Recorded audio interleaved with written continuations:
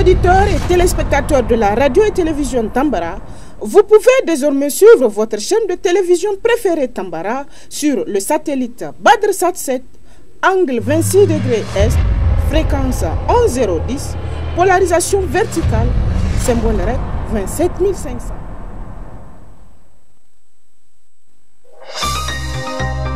Suivez le journal avec STM Transport Voyageurs, une nouvelle façon de voyager.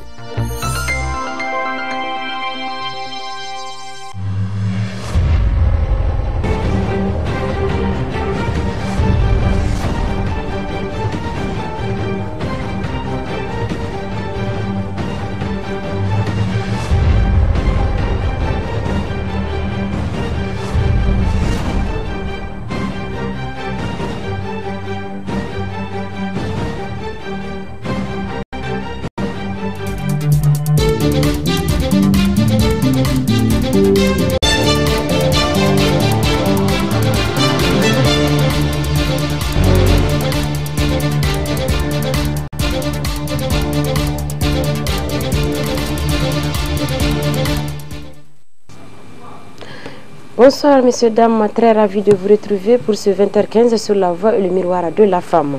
C'est à Niamey, principalement à la grande salle de conférence Mahatma Gandhi, qui s'est ouvert le premier forum de la jeunesse de l'Alliance des États du Sahel, placé sous le haut patronage de son Excellence M. Ali Mohamed Lamine Zane, Premier ministre, ministre de l'économie et des finances, et le parrainage de M. Sidi Mohamed, ministre de la jeunesse et des sports, placé sous le thème Repenser l'intégration régionale, rôle de la jeunesse dans la construction de l'AES ce 27 juin 2025.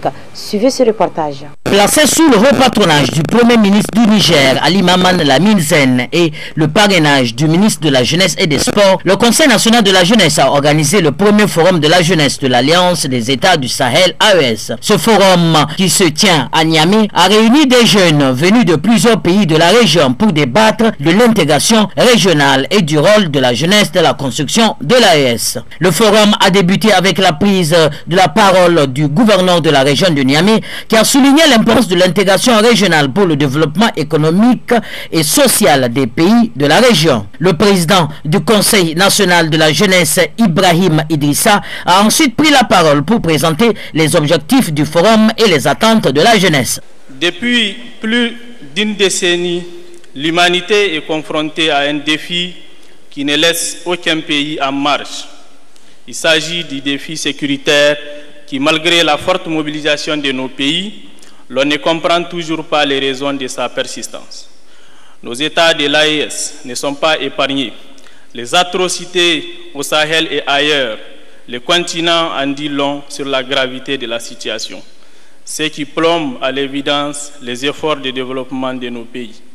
Face à cette situation, la jeunesse de l'AES doit, à mon humble avis, jouer un rôle de premier plan. Excellences, Monsieur le Premier ministre, Mesdames et Messieurs, chers participants, le premier forum de la jeunesse de l'AES qui se tient dans notre pays est placé sous le thème « Repenser l'intégration régionale, rôle de la jeunesse dans la construction de l'AES ». Vous comprendrez aisément l'intérêt de ce thème en rapport avec la vision éclairée des chefs d'État de la Confédération de l'AES.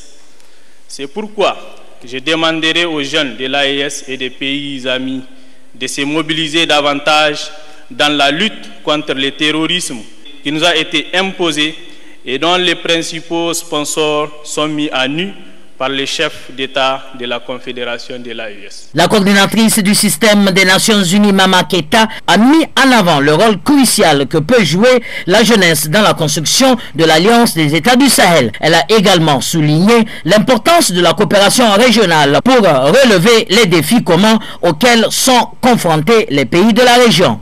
Alors que le contexte international est marqué par des changements géopolitiques rapides, que le multilatéralisme est mis à rude épreuve et que nous tendons vers un monde de plus en plus transactionnel, il est encourageant de constater que vous, les jeunes de l'espace AES, avez compris que la solidarité, la coopération et l'unité sont essentielles pour relever les défis communs.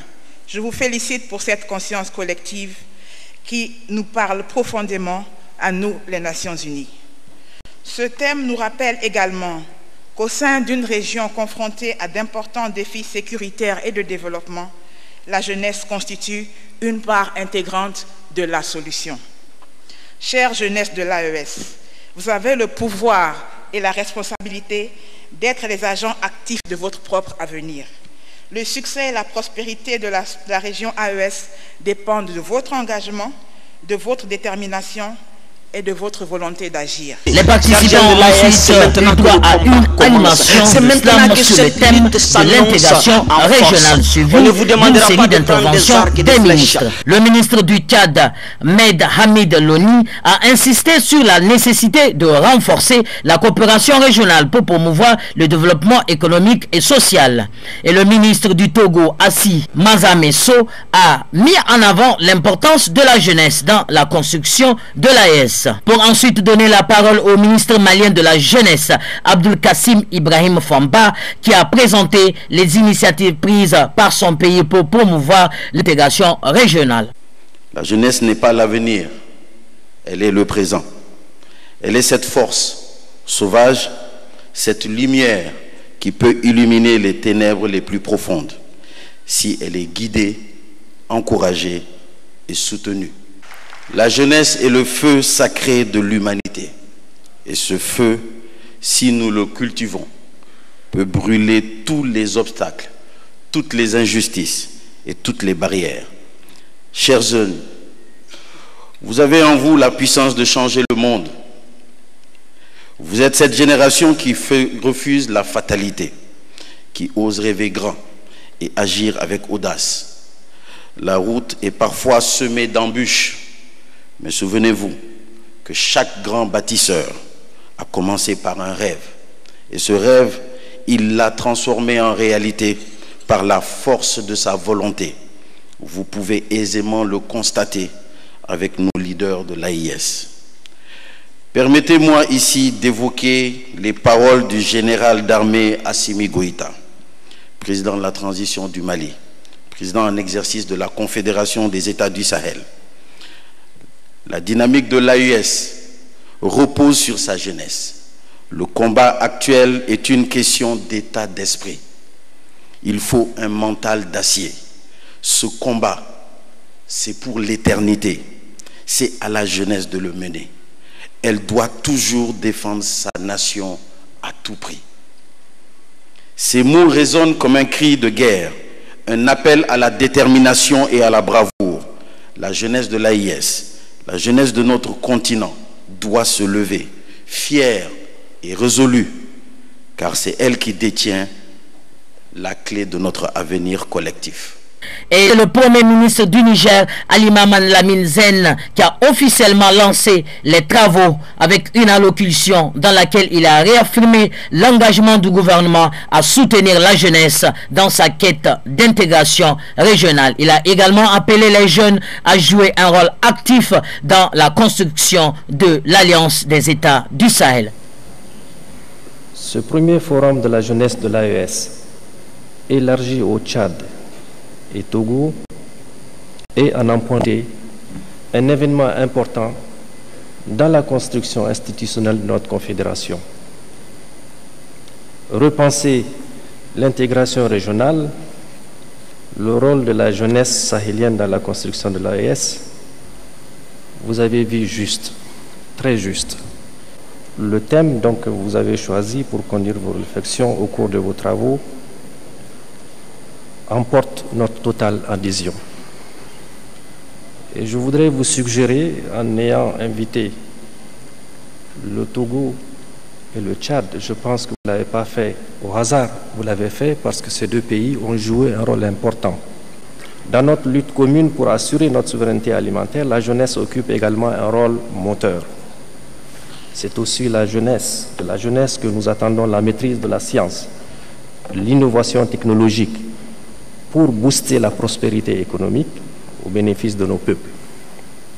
À cet égard, je vous invite à visiter nos valeurs sociétales afin de déterminer le socle sur lequel vous allez contribuer à bâtir notre espace dans la paix, la liberté, la dignité, le son peuple, comme le proclame si bien la devise de l'AES.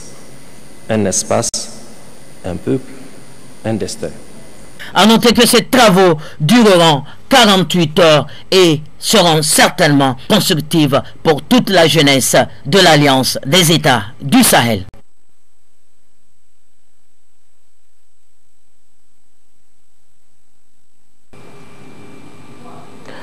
Volet éducation, le lycée Issa Korombe de Niamey, un des 77e centres existants de la région, a abrité le lancement officiel des épreuves du brevet d'études du premier cycle le 26 juin 2025.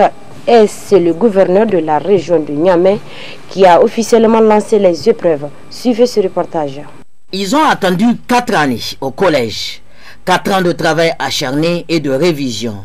Pour la région de Niamey seulement, ils sont au nombre de 32 745 candidats, soit 19 112 filles et 13 633 garçons à subir les épreuves du brevet d'études du premier cycle, dont les épreuves ont démarré ce 26 juin 2025 sur toute l'étendue du territoire national. La rédaction a été la première épreuve de ces résilients candidats dont le coup d'envoi a été donné par le premier responsable de la ville, le gouverneur de la région de Niamey, au lycée Issa Korombe, un des 77 centres existants à la ville. Visage tendu, le stress a envahi la salle mais déterminé, chacun de ces candidats a eu l'oreille attentive face aux sages conseils du gouverneur. Nous sommes venus souhaiter bonne chance. L'année scolaire s'est déroulée normalement. Les épreuves qui vous seront soumises tout à l'heure seront à votre portée. Je vais vous demander de prendre le temps qu'il faut pour bien lire, être sûr que vous avez bien compris. Faites un bon brouillon de reporter la quintessence de vos réflexions sur votre fait d'examen. Évitez les ratures, présentez une copie propre. Ça augure déjà une bonne note. On dit que l'examen se passe bien et le parchemin est du ressort de l'élève qui a suivi régulièrement les cours dans l'année, qui a révisé ses cours, qui a posé les questions lorsqu'il n'a pas compris, qui a bien lu le sujet et qui a bien répondu. Évitez d'être stressé. Comptez sur vous-même. N'allez pas dans les recherches de solutions de facilité, ce qui pourrait vous valoir une exclusion de la salle.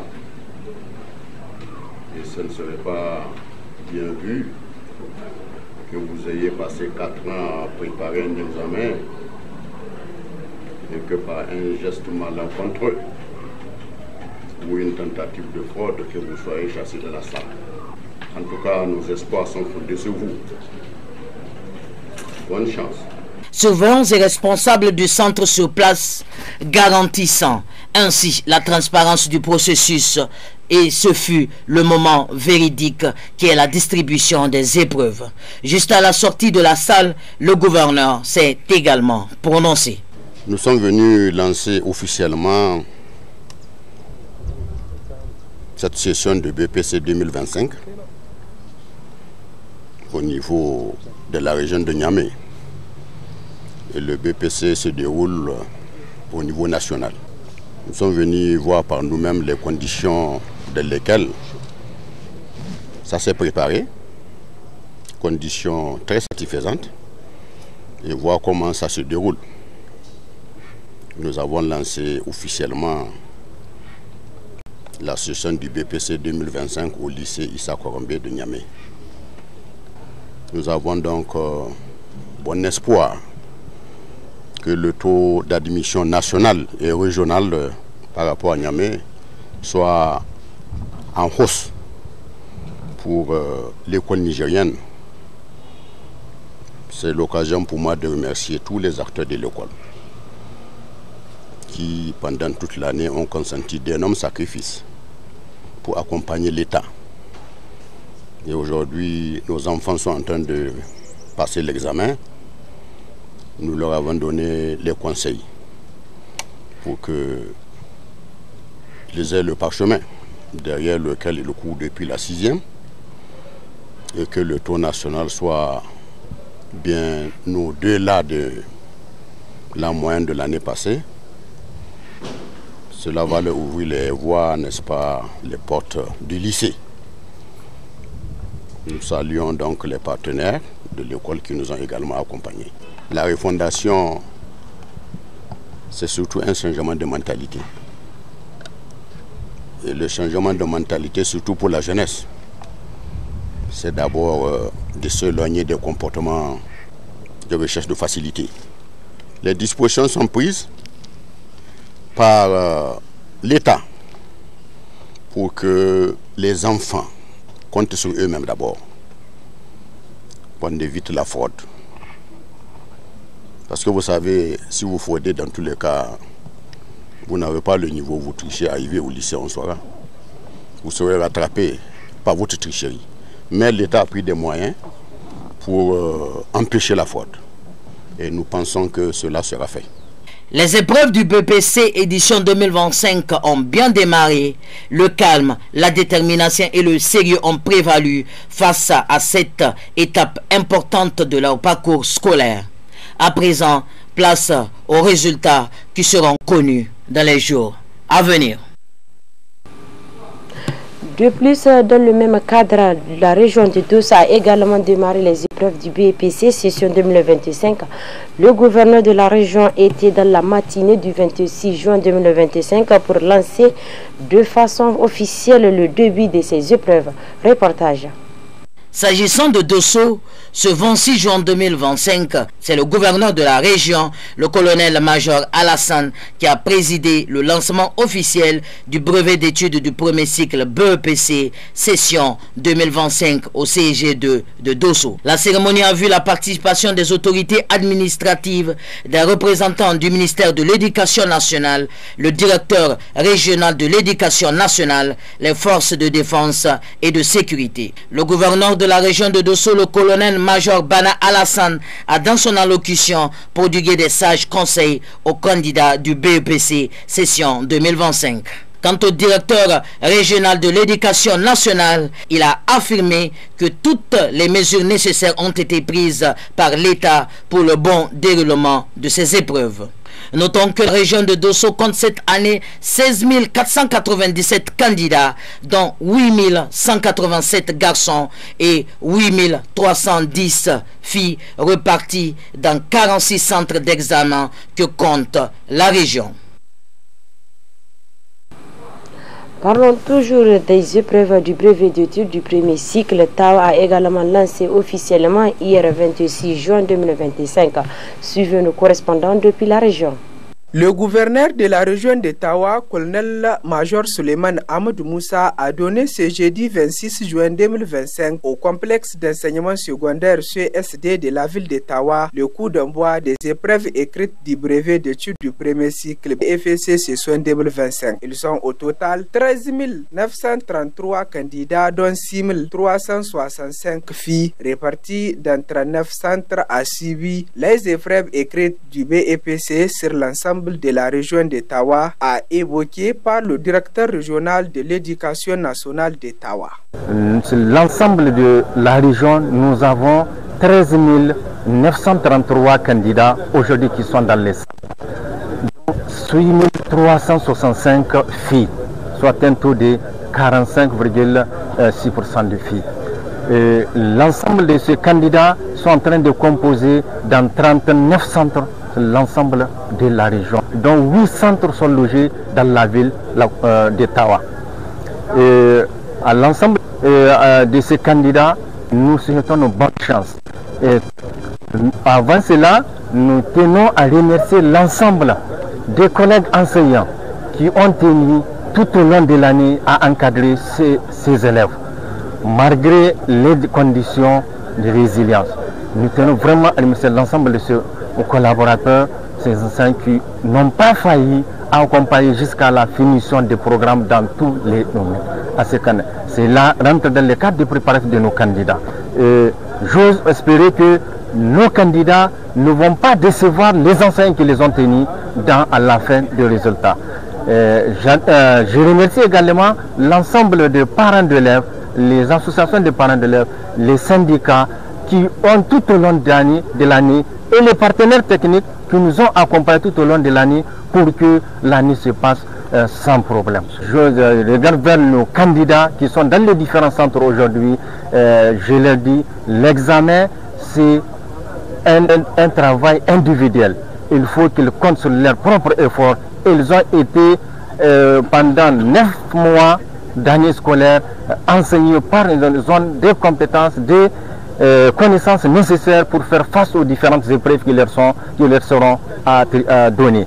Et ces épreuves-là ne sont pas nouvelles à eux. Ces épreuves-là sont des épreuves qui ont l'habitude de traiter avec les enseignants dans les différentes évaluations. Mais aujourd'hui, nous sommes dans le cadre d'une évaluation sommative, c'est-à-dire que c'est pas sur l'ensemble de la région. Donc, ils gardent leur sang-froid à chaque épreuve pour répondre à ces épreuves.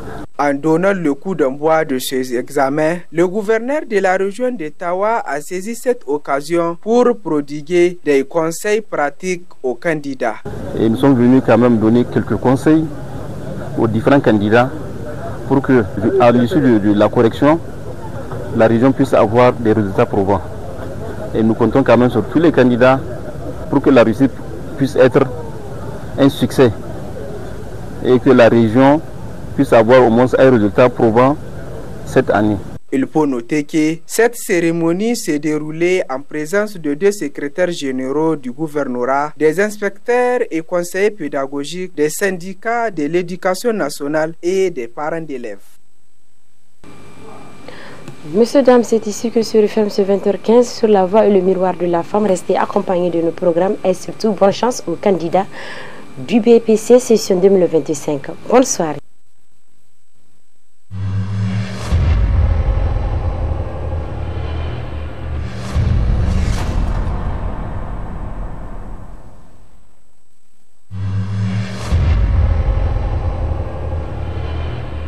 Chers auditeurs et téléspectateurs de la radio et télévision Tambara, vous pouvez désormais suivre votre chaîne de télévision préférée Tambara sur le satellite BadrSat 7, angle 26 degrés Est, fréquence 11010, polarisation verticale, symbole REC 27500.